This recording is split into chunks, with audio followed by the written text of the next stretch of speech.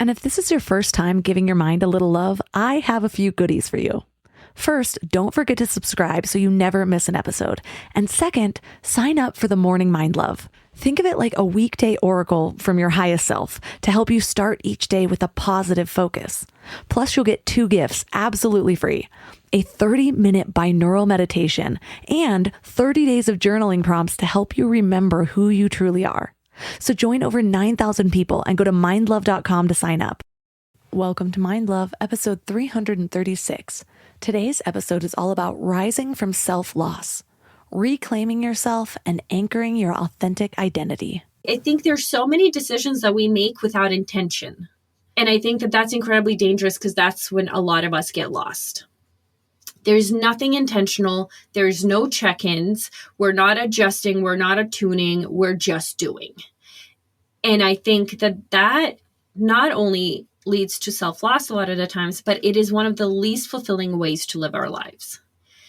Because you're not experiencing, like, part of me, when I listen to you talk about your 20s, what I see and what's so beautiful is like your constant fight to feel something. Mine was just so dark. I became so numb and there was no more fight. And I think that that's the danger of autopilot as well, is you completely shut off. It's almost as if you're not there, and not feeling like you're there was a really scary space for me. Turn up your frequency with Mind Love. Bite-sized brain hacks for seekers, dreamers, and doers. It's time to give your mind a little love with your host, Melissa Monti.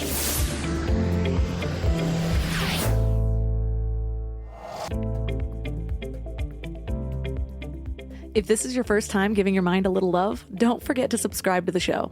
Mind love is a habit, and the more you give your mind that love and intention, the better you'll feel about yourself and your life. Plus, it's really a win-win because more subscribers means Mind Love attracts even more amazing guests to bring you their wisdom. So don't forget to subscribe. Maybe you've been in a relationship where you ended up blending so much into their world, their likes and dislikes, that you lost sight of your own. Or maybe growing up, you learned to put everyone else first to get by, and then carried that habit into adulthood. Or you've chased down all the milestones of success that society laid out, only to realize that they don't actually make you feel fulfilled. Like there's a piece missing, right? I've lost myself quite a few times, in pretty much all of my earliest relationships. Actually, all the way back to grade school. It's odd when I think about it. I was trying to stand out and blend in at the same time, and somehow I managed to pull it off, but it was confusing, to say the least. It's clear to me now that most of my earliest and most significant traumas even stemmed from this deep-seated desire to belong. Bulimia wasn't just a battle with my body, it was like a desperate attempt to mold myself into the narrow definitions of beauty. My most traumatic relationship was essentially a quest for acceptance and love. Even my first jobs weren't really what I wanted to do. It was more about chasing the allure of a good salary. It was like being in this constant back and forth between wanting to be my true self and trying to fit in with everyone else. I wanted to stand out, but at the same time, I didn't want to feel left out. Each time I compromised a piece of myself, it was under the belief that it would help me fit in or achieve success. By the time I had realized how much these compromises cost me, the damage was done. The real issue was that I hadn't just sidelined my dreams. I hadn't even spent enough time looking inward to truly understand what those dreams were in the first place. And as a result, I just kept reinforcing the habit or the neural pathways of seeking validation or finding direction externally, all while my own voice and power atrophied like a muscle that you don't use. But the truth is, being true to yourself, even when it's hard, is the only path to genuine fulfillment and inner peace.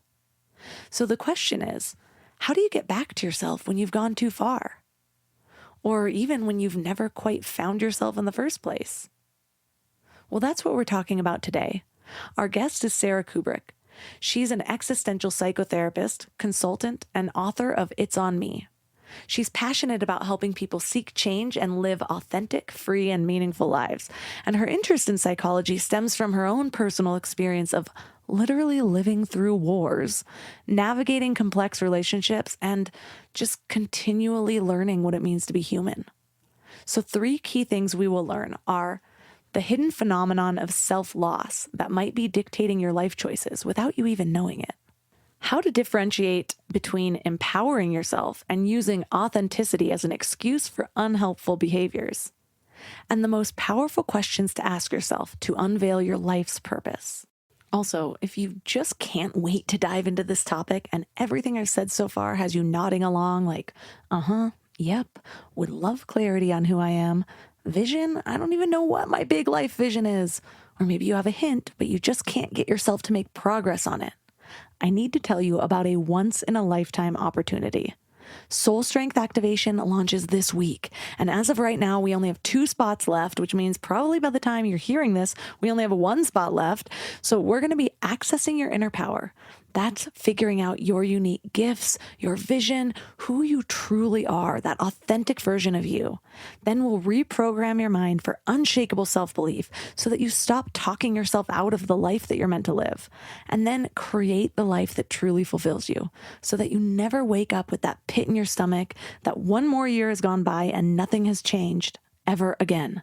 And there are so many perks with this founding group. So send me an email, melissa@mindlove.com. We'll hop on a call and see if we can squeeze you in this group so that your life can start to change now. I really hope you join us.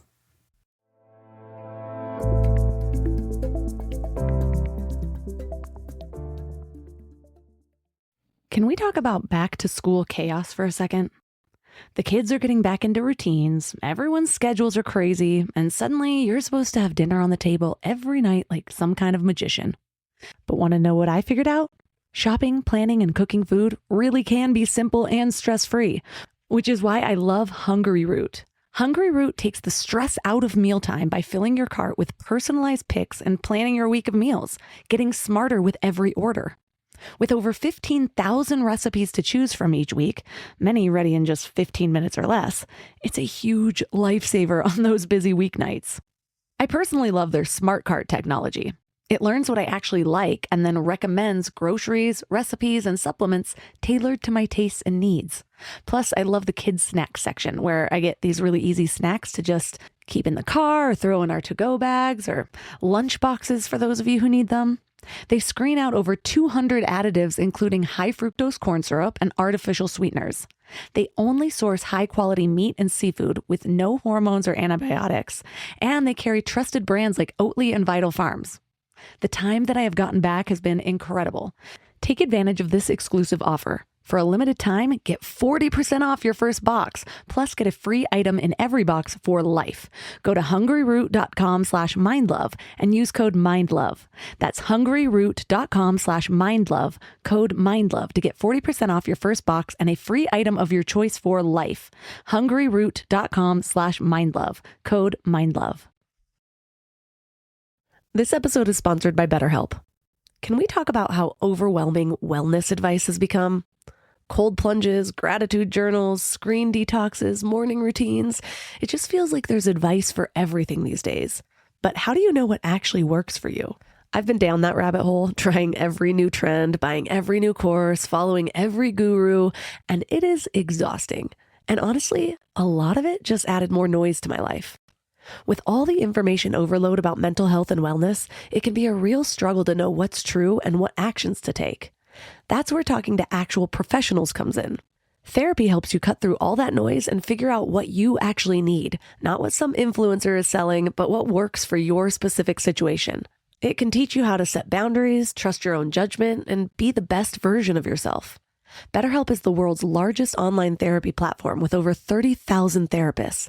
They have a rating of 4.9 from 1.7 million reviews, and you can join a session at the click of a button and switch therapists anytime if it's not the right fit. Instead of drowning in generic advice, you get personalized recommendations from someone who actually knows what they're talking about. As the largest online therapy provider in the world, BetterHelp can provide access to mental health professionals with a diverse variety of expertise. Talk it out with BetterHelp. Our listeners get 10% off their first month at betterhelp.com/mindlove. That's BetterHelp, HELP.com/mindlove. Shopify's point of sale system helps you sell at every stage of your business. Need a fast and secure way to take payments in person? We've got you covered. How about card readers you can rely on anywhere you sell? Thanks. Have a good one. Yep, that too. Want one place to manage all your online and in-person sales? That's kind of our thing. Wherever you sell, businesses that grow with Shopify. Sign up for your $1 a month trial at shopify.com/listen. Shopify.com/listen.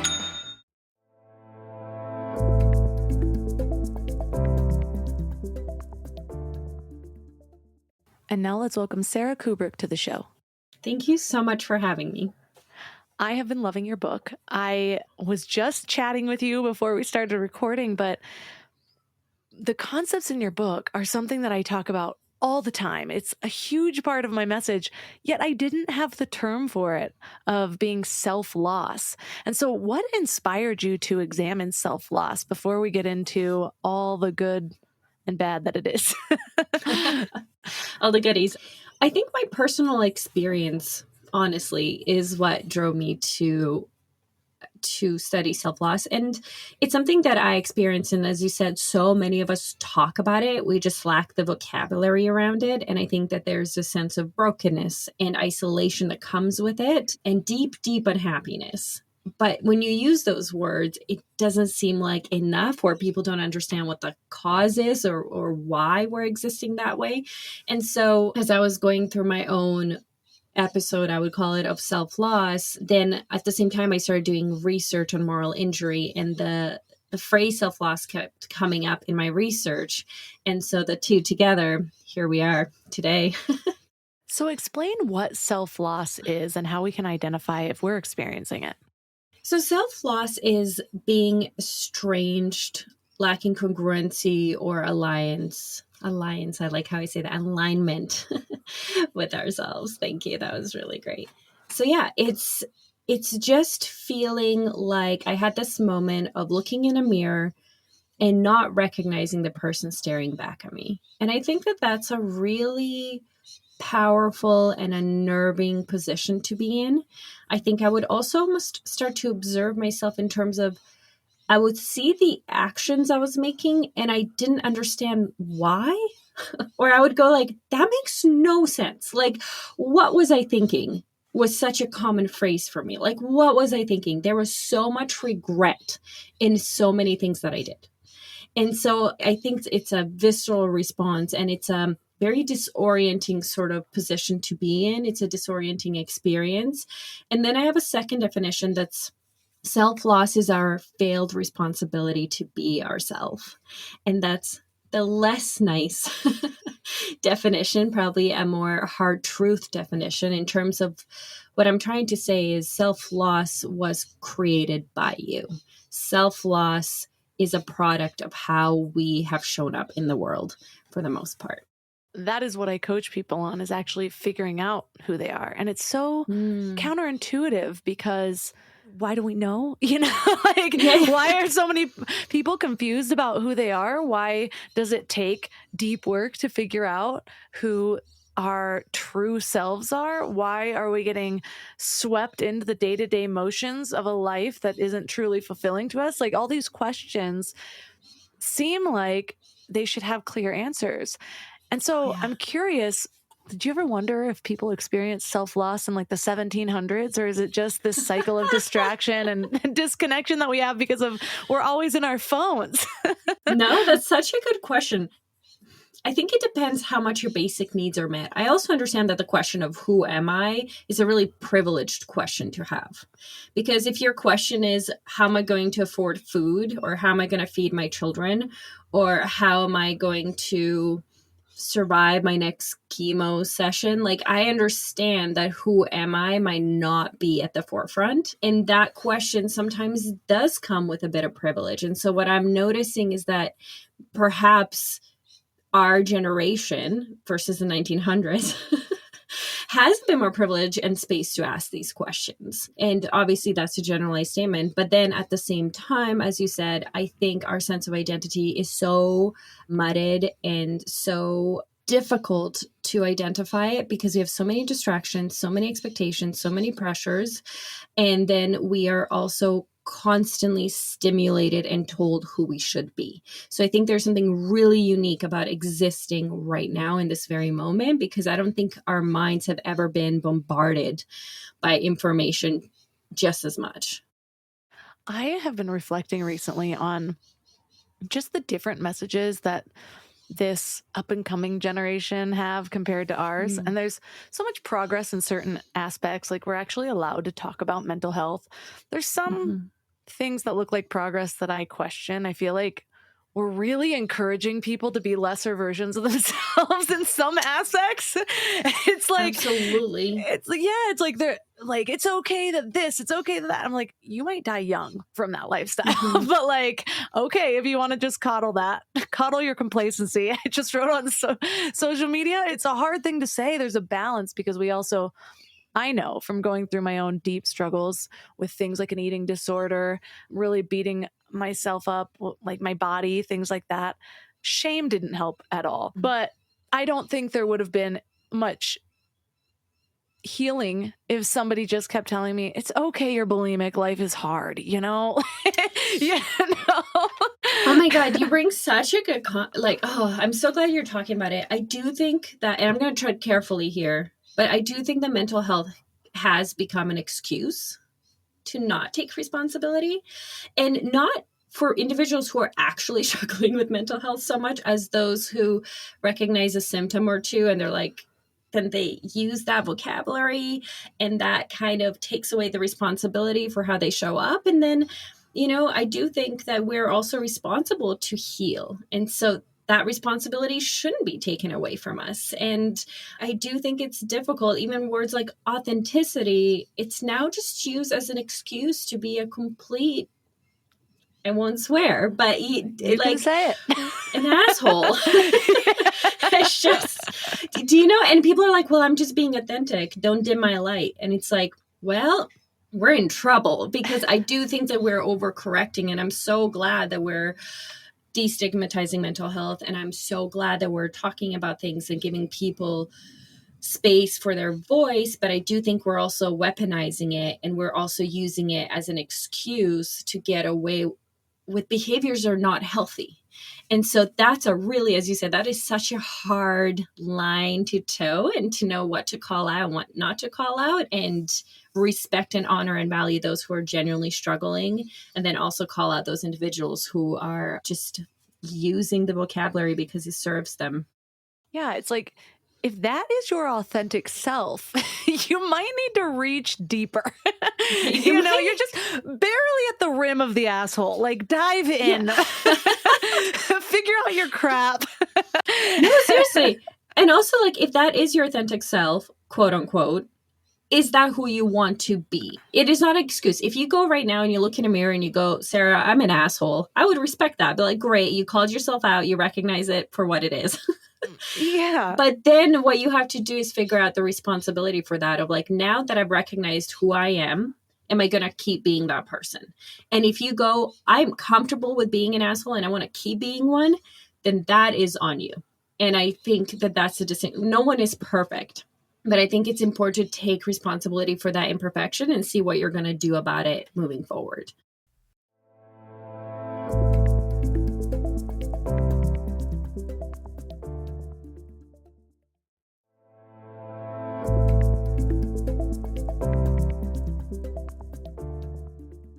And speaking back to that whole, like, being too graceful with those things, I think there's something to be said about not losing hope that we can make progress. And so I hesitate to use the word change, because one of the things I found is that my transformation wasn't necessarily about becoming completely different. It was about sort of shoveling away all the crap, peeling back the layers so I could actually be me. All those habits, all those characteristics that might have been negative, that at one point maybe I said, this is who I am. A lot of times those were survival mechanisms. They were my defenses to protect myself, to not be rejected, to not be hurt, to whatever it is, not let myself down sometimes. And I recognize my spiral of self-destruction was often that. It was like, well, so often I can just use it even as a binge. I remember it's like I was always limiting what I ate, and then I'd eat one bite too much. And I'm like, well, I've already gone over that line. Might as well go as far as I can. And I think we do that in a lot of areas of our lives. I dated a gambling addict for a while, and he had a number of other issues, but I saw that same spiral with him. We'd be at the casinos, and it's like, all of a sudden he'd like realize he was losing, and he'd just be pumping hundreds into the high limit machine, like trying to lose it all so he could go into his own hole of despair. And so I've noticed that so often when things start going wrong, people are like, well, it's all going to shit anyways. And then they just keep digging that hole. Keep digging the hole. And I think part of that is our like all or nothing mindset. Yeah. And I think that's why I think the conversation about your sense of self is so important, because people think it's static. And when you think it's static, then it's all or nothing. I changed myself or I didn't change myself. And now I'm a completely different version of myself. For example, I don't love the new year, new me, because there's no new you.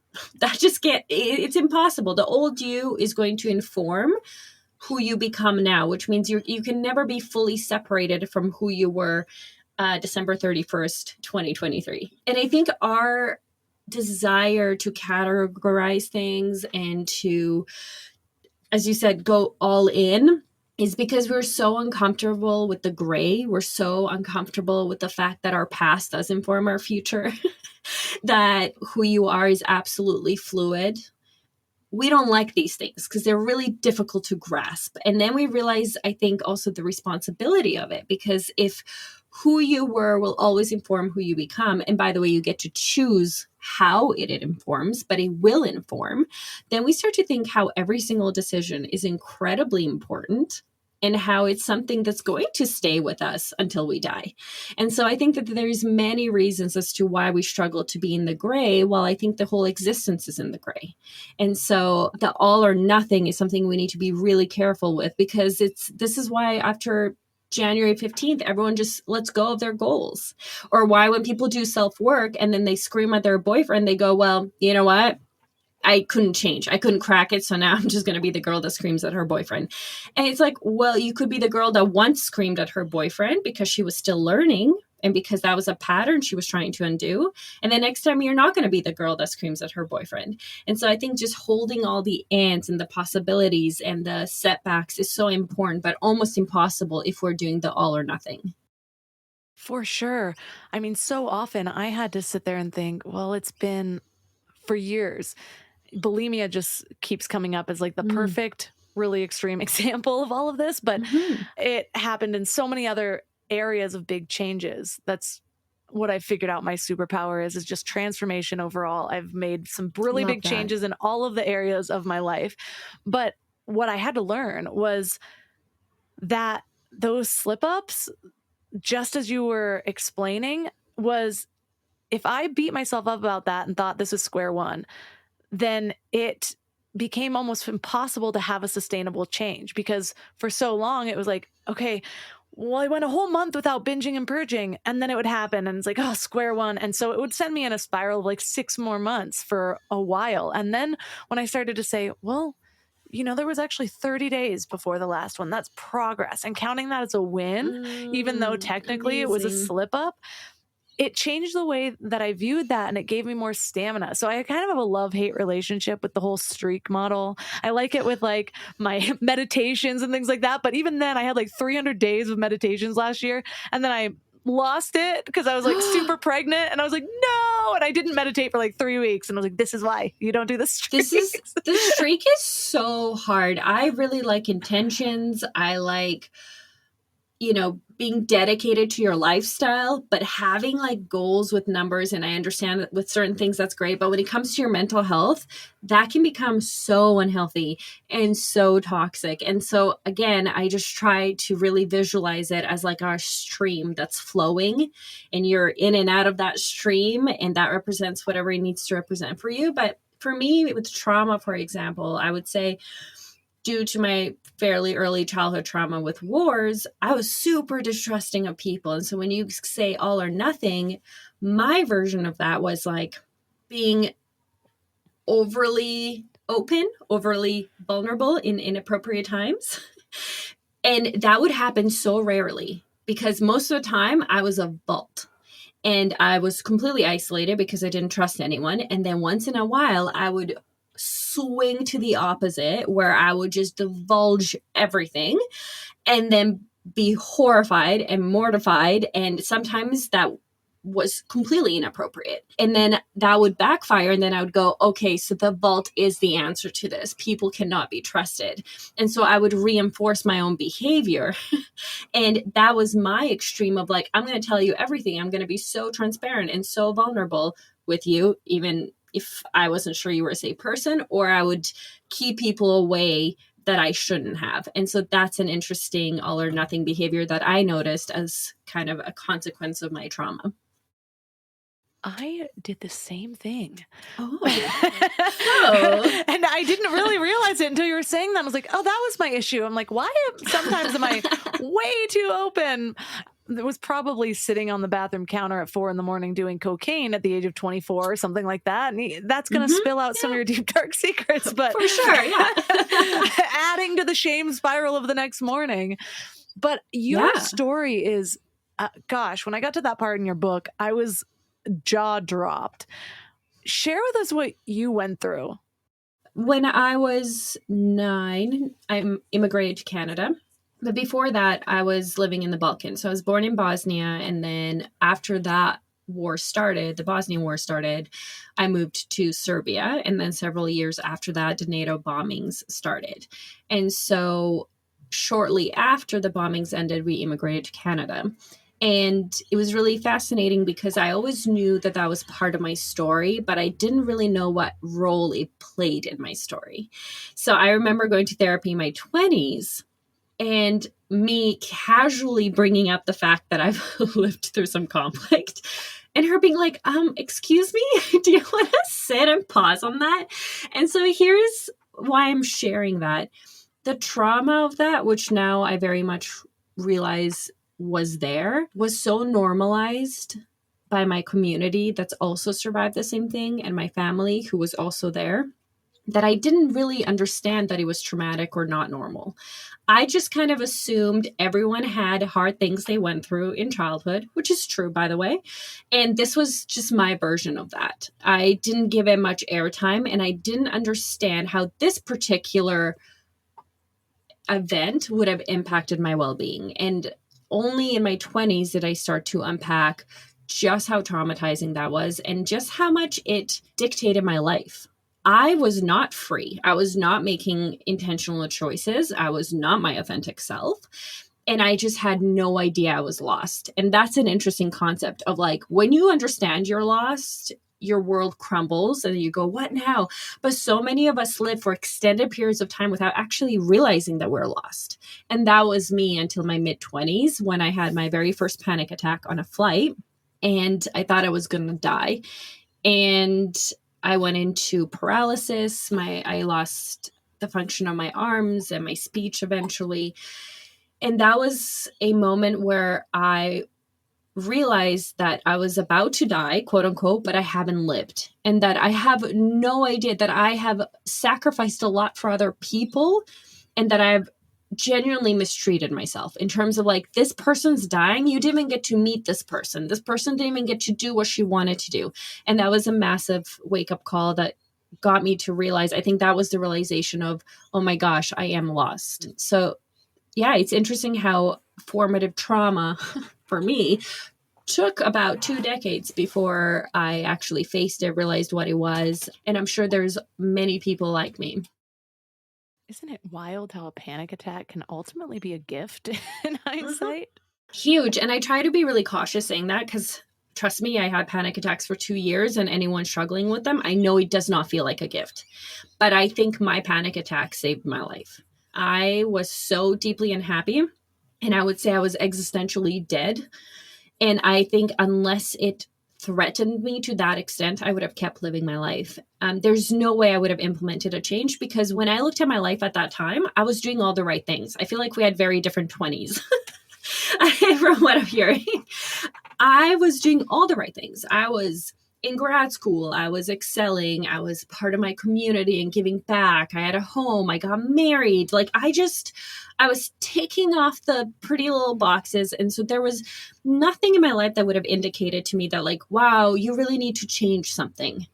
And I was so unhappy, but I was forcing it so hard because that's what society told me I should be doing. And they told me I should be happy about it. And so the funny thing is, after my panic attack, I tried to ignore it still for so long, like until I literally couldn't function, until the attacks became so frequent. I started to just cycle through panic attacks to the point where I couldn't leave my room. That's the point at which I was like, I need to go to therapy and figure this out. But it's interesting how much we want to deny and suppress and ignore things that we don't want to change. The power of the human mind will fascinates me so much. But yes, my panic attack, I think overall was a huge gift. It's interesting too how, like you said, we had very different 20s. I followed, I gotta back up. I almost said I followed all the rules. I've never been a rule follower. I've been be perceived as a rule follower, but be doing everything around the rules on the sidelines. But I was like, straight A student, honor student, went to college and everything. But I went through a series of different traumas, like sexual assault, my dad dying, a friend dying of suicide. And I just didn't know how to handle it at all. And I really thought I was not being affected by this. Like I really believed that. And I would actually look at people who would like their stories on TV about somebody being sexually assaulted and it ruining their life. And I'm like, weak. I really thought these things. And I'm like, well, how do people just let stuff bother them? Meanwhile, I'm totally self-sabotaging and I am seeking attention in all the wrong ways, just really wanting to be loved and doing it in the wrong ways, like promiscuity for several years, being with the wrong people, just doing whatever I could to like make them feel loved, hoping they'd shine a little bit back on me. And I ended up dating somebody who was secretly robbing houses. I went to jail for his crime. And I'm just like, something needs to save my soul right now. And when I got out, I started making changes. And I just realized I needed to make meaning from it. But it's just so interesting how two totally different stories leads to the same place of just complete self-loss and this realization that something needs to change and I need to so it's like it doesn't matter how you get there. It doesn't matter what your story is. It's that your story somehow led you to a realization or at least a nagging feeling that something is off or that you don't really know yourself. But like you mentioned, really cool. That self is just hard to grasp and we don't like things like that. And so you have 3 ingredients for really kind of getting a handle on the self. What are those?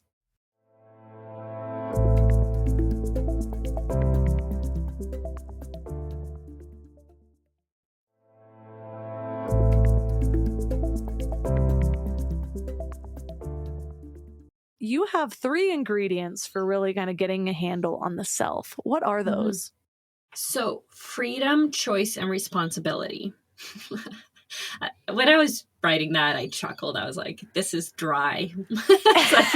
You need to be drinking water while you read that. Like, it's just... And that's because I think the self doesn't exist until it's fully expressed. And I often find people who go, I'm going to go into isolation and figure this out. I'm just going to journal. I'm going to go on a mountaintop and I'm just going to figure out who I am. And although lovely, and I think a very great way to maybe create some space and push past expectations and pressures, also not super helpful because you cannot exist in isolation from society, or most of us choose not to. And because who you thought you were is only going to become you once you start acting like it. And what I find fascinating is people go, I'm so patient and kind. I'm so patient and kind. Like, I'm the best. And I love it. I'm like, great. Then you see them driving and they are honking. They're swearing. They're whatever, right? And zero problems with that. But what's interesting is that their actions now do not align with who they thought they were. So what do we do with that type of information? You can either change your behavior, stop honking and swearing, and then you can be like, this is who I am patient and I'm kind. Or you can change your narrative and go, I am patient and kind until I'm in a car. Or I'm not patient, I'm not kind. And so what I think is important in this example is just to realize that like there's going to be a car moment. There has to be a real life moment that actually solidifies who you think you are. And so this is where your choices, I think we're free. We're not ultimately limitlessly free. We're free within the constraints of what life has done to us. So I'm not free to be taller. Like there are some things I'm not free to do. And for some people, a lot of freedom has been taken away, and for others less. So we do operate within the freedom that has been given to us, but we have more freedom than we think. And I think the freedom of our attitude and the freedom of our choices is almost always there. And so how you show up, how you choose to think about something, how you choose to position yourself about something can almost never be taken away. And I use Viktor Frankl as an example of living through a concentration camp and still feeling a sense of freedom in terms of what his attitude is. And so I think that really talks about like how free we are as humans. And then choice, being very deliberate, realizing that you are creating the self. I don't think the self is ever found. I think the self is created. And so if you realize that you're creating the self, then every single choice makes a really big difference. You're either in alignment or you're not. There is no, we don't like this, there is no neutral ground. There's no decision that's neutral. There's a decision that brings you closer to who you want to be and who you are, and or further away. And then responsibility, which is my favorite, in terms of you are responsible for the way that you live your life, and there's no one else that can be responsible. I understand that there's circumstances that make it a lot harder, but there's no alternative. You can never say someone else is fully responsible for the way I live my life. And so I think really responsibility is not even my attempt to blame anyone, because why? We're all in it together. It is a way to empower you, to let you know how much freedom and choice you have, and that you can construct. You're the architect of your life, and you're responsible to create something, but you're also free to create whatever you want. And I think that that's really, really cool. And I use Chad as an example. I don't know if you read the Chad example, but like Chad had something difficult happen in high school. His parents got divorced. His first girlfriend cheated on him. And now Chad is in his mid-30s, mistreating his partners constantly. My question is, at what point is Chad responsible? Right? Like, I understand the explanation. I empathize with the explanation, but that's not a justification. At some point, Chad has to go, I understand my parents traumatized me by doing this, or I understand that this was really difficult, but I have to take responsibility for how I show up. It is not a hall pass for the rest of your life. And people are always like, yeah, because, you know, the people he's dating really deserve more. And Cassie, who's waiting for his calls, she deserves better. First of all, that's Cassie. That's on Cassie. Her choosing to be in that relationship is on Cassie. But I actually think that Chad should change for Chad. Chad is operating from a really wounded space that's not going to give him genuine connection or love or belonging or allow himself to express who he is. And we know that if you can't express yourself, you kind of cease to be yourself. So Chad has a lot on the line. So I want Chad to take responsibility, not to blame him, not to help the people he's dating, but to actually heal and move forward with a life that's meaningful. When I was listening to the Chad story, I had somebody in mind that I'm just like, I need to send this to his partner.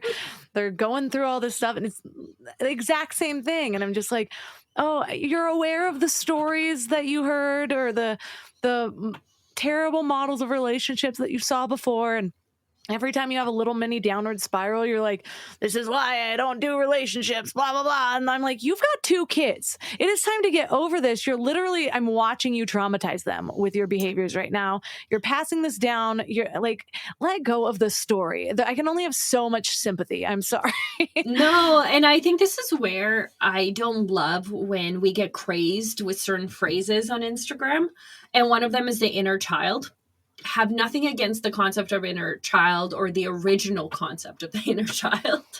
What I do have an issue with is people going, wow, my inner child is the reason why I'm acting out these ways. And they're so wounded, I just need to hold them. No, you need to reparent your inner child. You are now an adult. And I think it's so great that you can recognize the child in you or the wounded parts in you or the source of your pain. Again, I do not think it excuses current day actions. We need to understand that we're not a child anymore and that we are an adult. And again, the reparenting, I think, is really important. And it might even take you years to do that. I'm not saying this is an easy thing. You think your way out of it and you just change it in a second. But I think using things like that as an excuse not to heal your inner child, not to move forward, not to take responsibility is a big issue. And so sometimes I feel like pop psychology becomes quite toxic in a lot of regards. And now people are just sharing their traumas or their wounds or their pain and then going, well, that's what it is. And I think it's like, well, that was the first step of this process called healing. So let's not stop here. Let's start here. I met this girl at an event and she was just one of those girls that was like total character. She comes up to me, first words, no joke. Oh my God, you're too skinny. Sorry, that's my trauma talking. I was just like, wait, I don't know if I loved or hated everything about that. What angle am I looking at it from? But that's going to sit with me forever.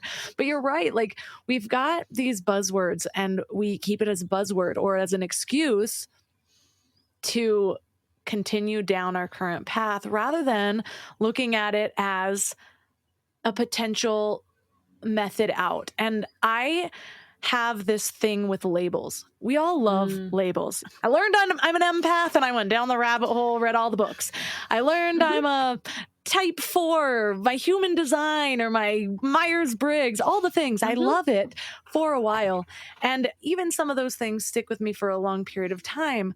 However, what I've found for myself and what I've witnessed in a number of other people is that labels are helpful if you're using them as a tool, not as something to hide behind or something to lean on.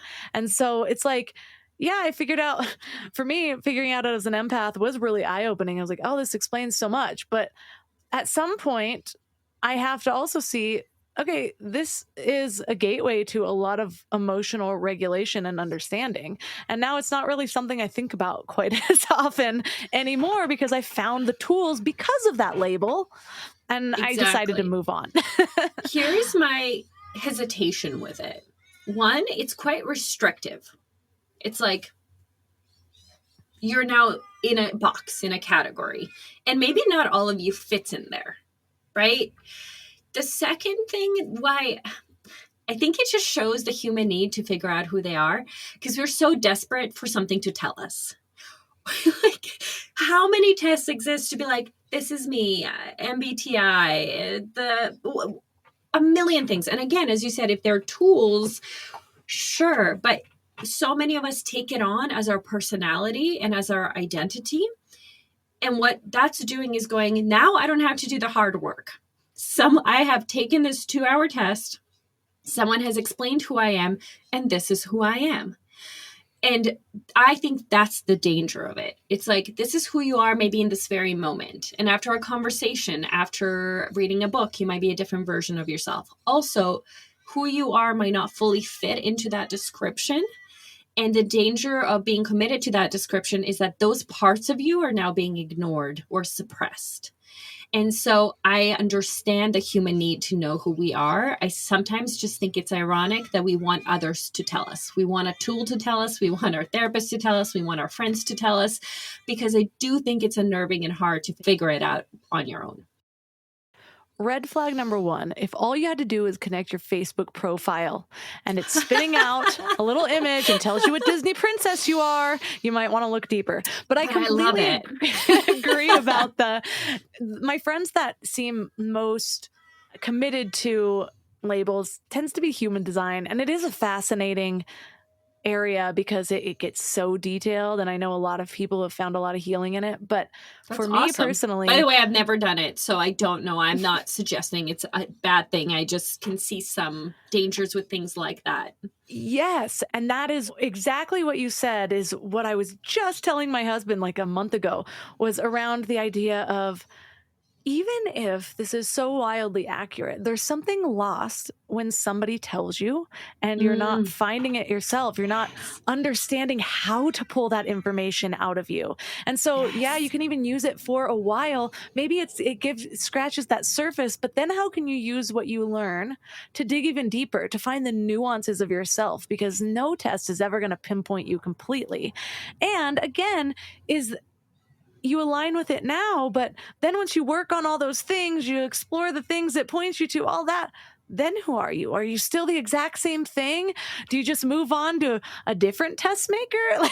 Like what's your plan? And you didn't do the process of discovering, is what I hear you saying. And so you don't have the actual tool of how to do it. So when that result stops being relevant, you're back to square one. And this is also why therapists don't sit you down and then just analyze you. I know there's a lot of jokes and shrink TV shows, and perhaps there is an awareness sometimes that you will have about a client, but you won't tell them until most of the time until they discover it themselves. It needs to be theirs. They need to have worked for that piece of insight, for that piece of whatever discovery, because then it's theirs and they put sweat and tears into it, and they also know how to do it again. And so part of figuring out who you are is not being able to look in a mirror and go, this is who I am. It's knowing how to continuously discover and create who you are. And I love Sartre. No, actually, I think it was Kierkegaard. He's like, you can't look in a mirror and go, this is who I am. You can go, this is who I am now.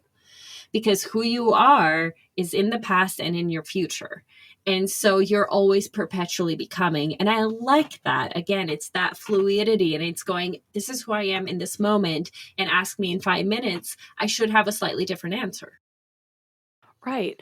And if the grid went down and you can't access your human design, then, unless you have a printout, be sure to print that out. But but there's self-trust.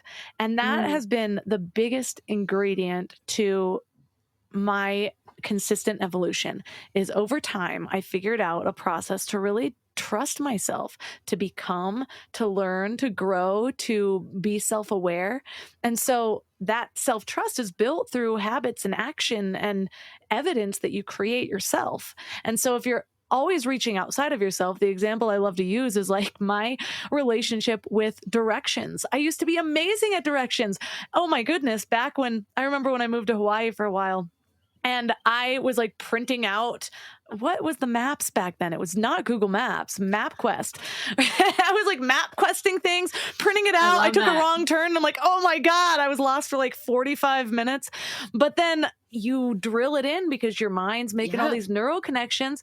Now, half the time I go to the grocery store and I'm like, let me just put it in Google Maps to see if they're suggesting an alternate route due to traffic. And I don't trust driving by myself. And your life it turns out to be that way if you're always reaching outside of yourself for the answers.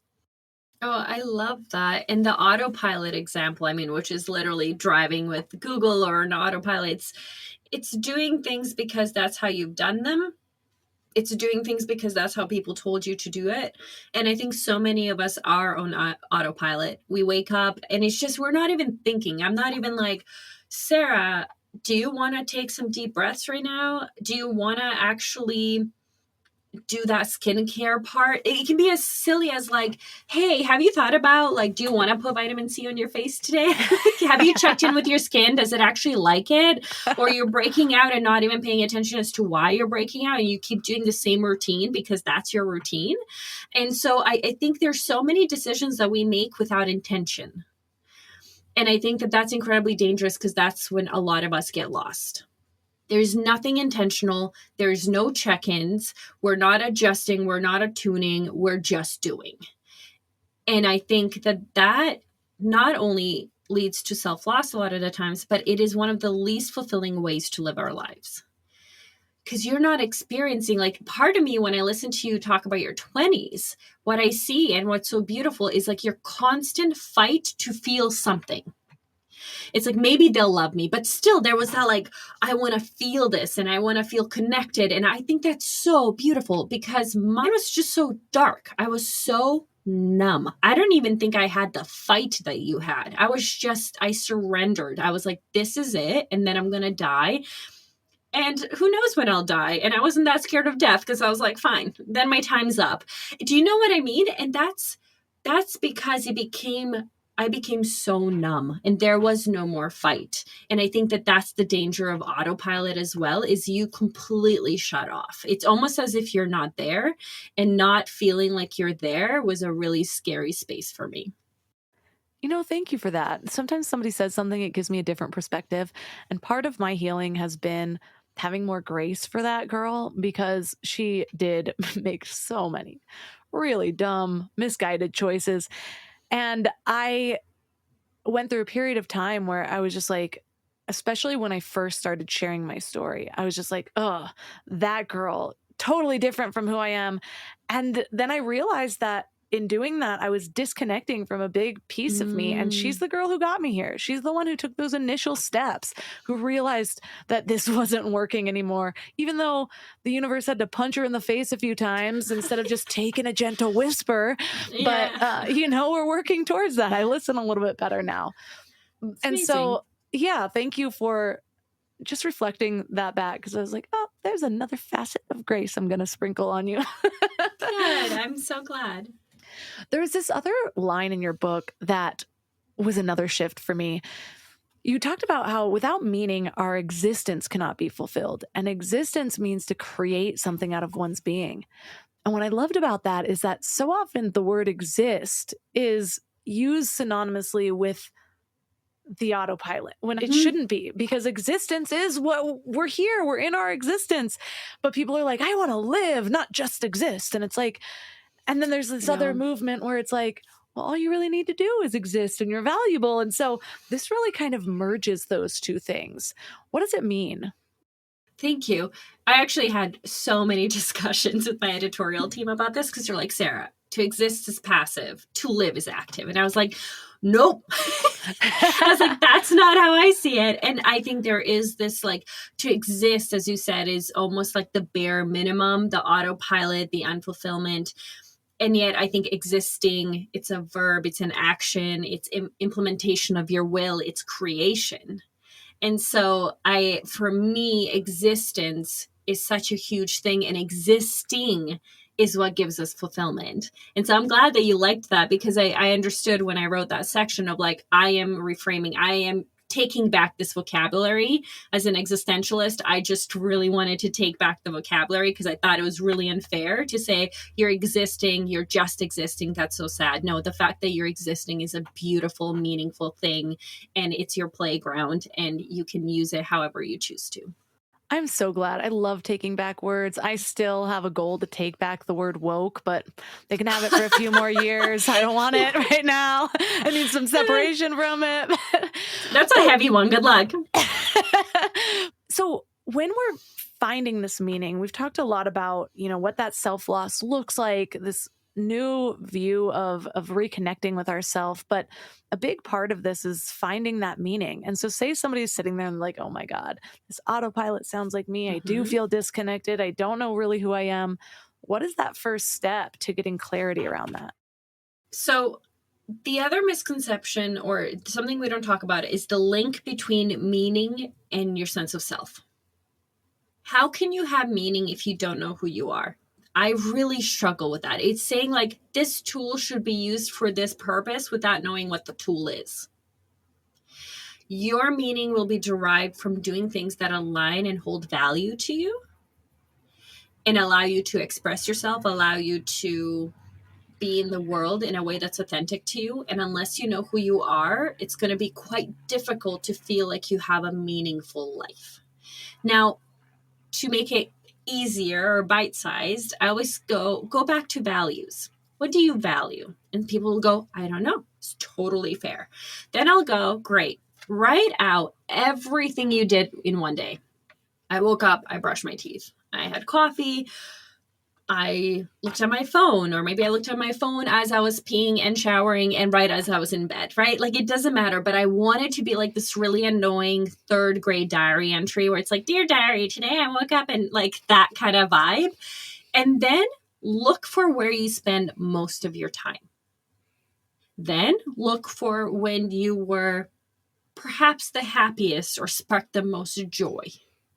Look at these two categories, and that will point to your values.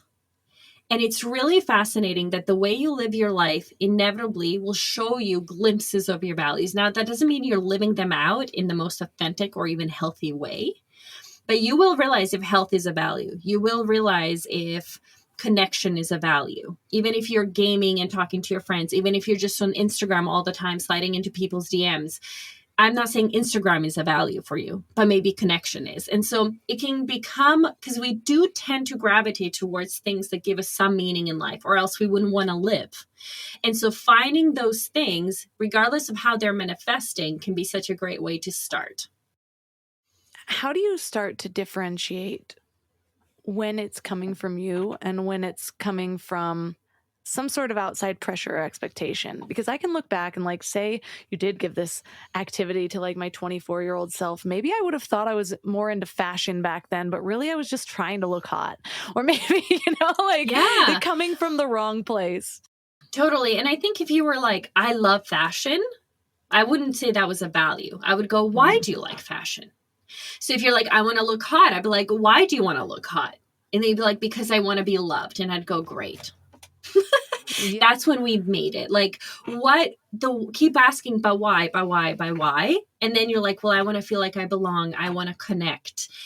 I want to serve. And I think that's when we get to the value. So it's not the first answer. Sometimes we have to dig a bit deeper to figure out what is actually driving that behavior. I wanted to say something else as you were speaking, and now I can't remember, but I know that Viktor Frankl, someone asked him, like, what is the meaning of life? And he laughed and he essentially said it would be like asking a chess master, what is the best chess move?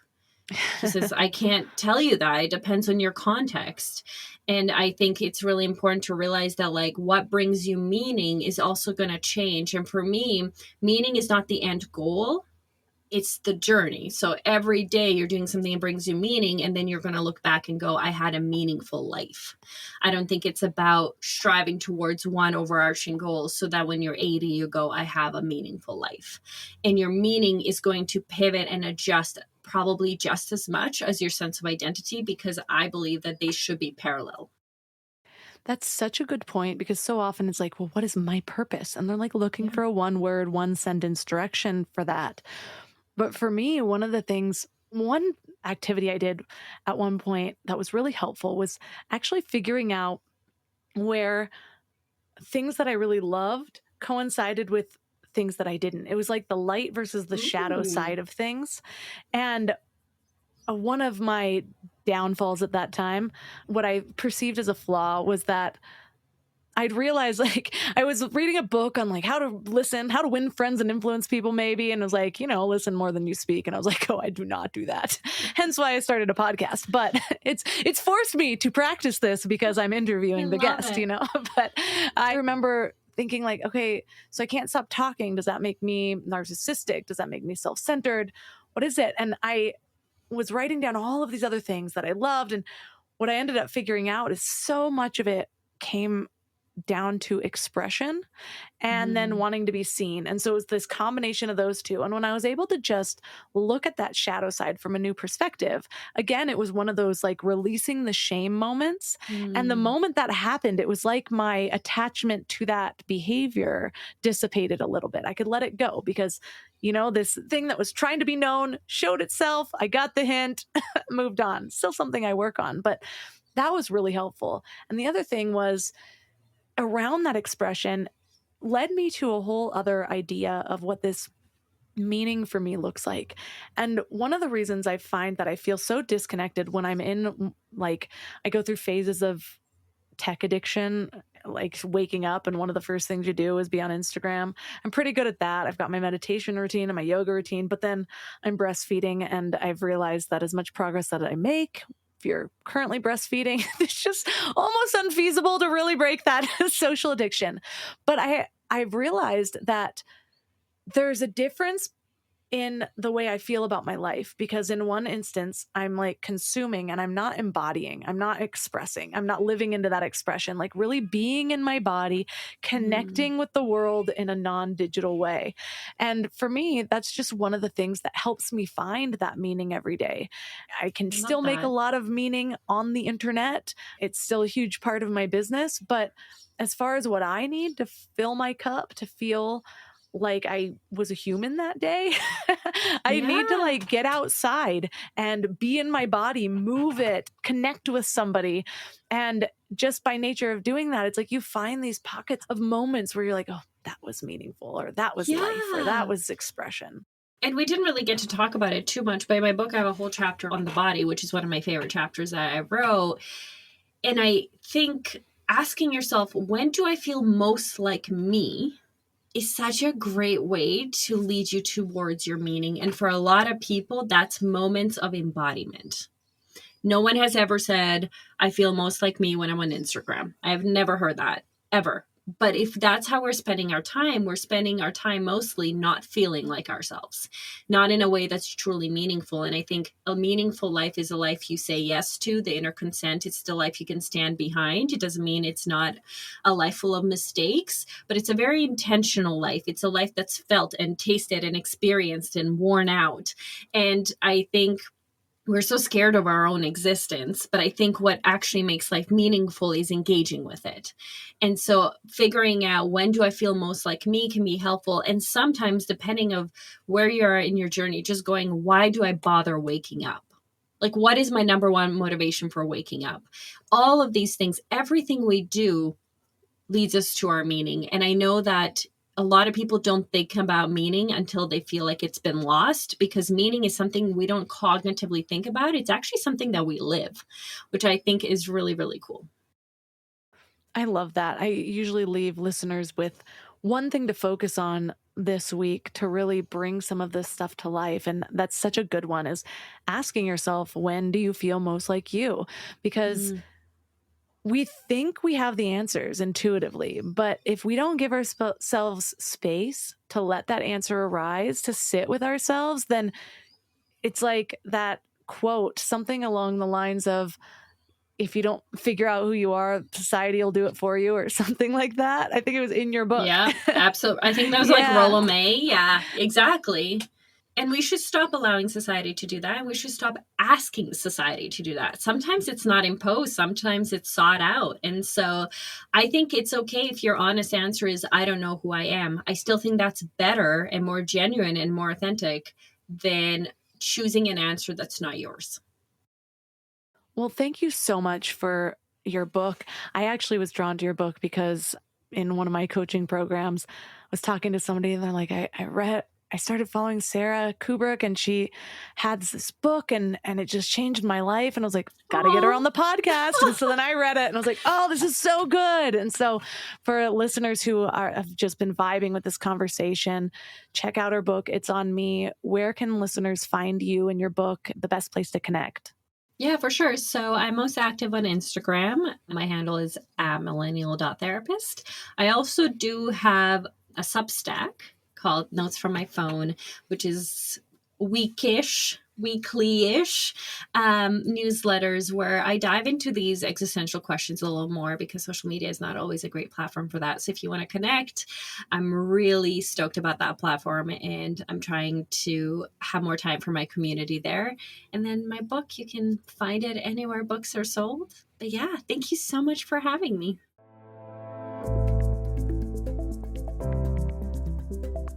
All the links for this episode will be at mindlove.com/336. Your challenge for this week is to ask yourself the question, when do I feel most like me? This can give you so many insights into who you truly are, but I will give you a word of warning. If you haven't spent that much time reflecting on questions like this, you might feel a little lost at first. But what I don't want you to do is start developing beliefs around what comes up or doesn't come up quite yet. Right now, we want to practice being that open channel for wisdom, both our own universal consciousness, however you like to look at this. I'm thinking back to a time where I felt really lost, and I kept asking myself, well, what is my purpose? And I was so used to asking any questions through the lens of what is success? What do other people do? What's cool? that those are the things that came up initially. It was really hard for me to start getting clarity on who I was and what I wanted in this life. And so I encourage you, if you're there, just keep allowing. Just keep intending that you are going to connect with that inner voice and wisdom. Don't sit there and allow things to come and be like, well, is that right? And focus more on the second guessing. Don't focus on the doubt. Just focus on the openness and the receptivity. And guess what? If you need help with this process, you are listening to this at just the right time. Literally tomorrow, if you're listening to this when this dropped on Tuesday, tomorrow, February 21st, I kick off with a group guiding them through this exact thing.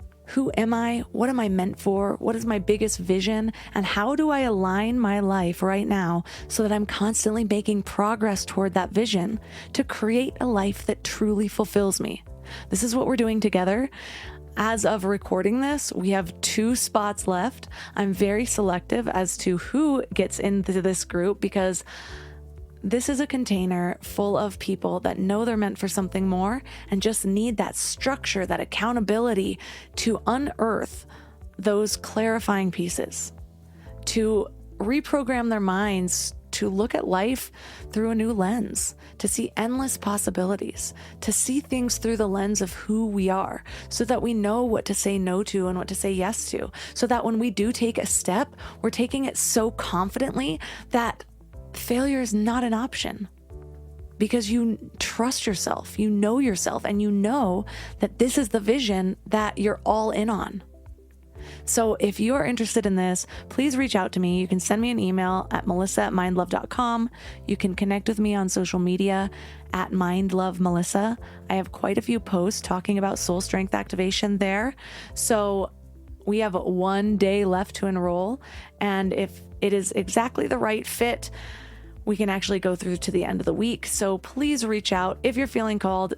Check in with me to make sure it's not too late, regardless of what date you're seeing right now, because this could be the most life-changing opportunity of your life. I will also say that the level of access that you will get to me during this 3-month program is higher than any of the future programs. It's going to just be a totally unique, intimate experience. So I can't wait for you to join us. Again, reach out to me on Instagram at mindlovemelissa or send me an email, melissa@mindlove.com, and let me know that you're feeling the call.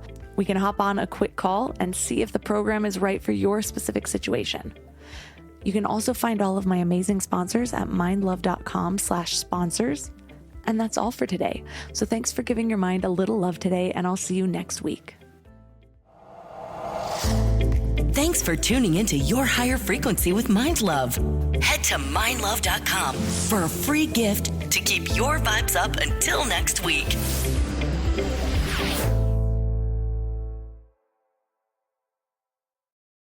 Say what you want about AI, but it's here, and it's helping businesses get more done in a day. Wix's website builder is infused with AI so you can stay ahead. Create a beautiful, functional website just by describing your idea. Track how your site appears in AI search results. Create custom images on demand, or launch an entire campaign in a matter of minutes. Wix gives you AI wherever you need it. Try it out for yourself at Wix.com. In the time it takes you to actually board a flight from Group 8, Now boarding Premier Altitude Elite Club members. you could have bought a Hyundai on Amazon. Visit HyundaiUSA.com or call 562-314-4603 for more details. Limited availability, pickup through participating Hyundai dealer in select markets.